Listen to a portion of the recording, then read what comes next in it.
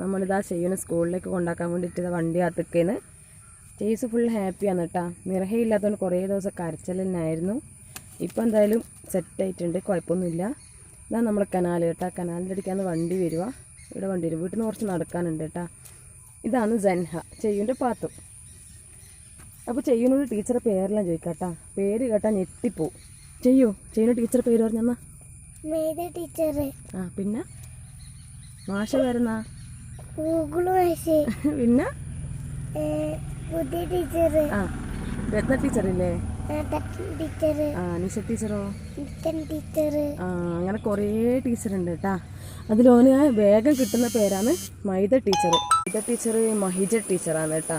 മഹിജ ടീച്ചറിനെയാണ് മൈദ teacher എന്ന് പറഞ്ഞത്. പെട്ടെന്ന് കിട്ടുന്നില്ല. ഗൂഗിൾ മാഷി എന്ന് പറഞ്ഞത് 5ാം ക്ലാസ് പഠിപ്പിക്കുന്ന ഗൂഗിൾ മാഷിനെയാണ് കേട്ടാ. അപ്പോൾ ഇതാണ് നമ്മളെ സ്ഥലം. എങ്ങനെയുണ്ട്? ഇഷ്ടം?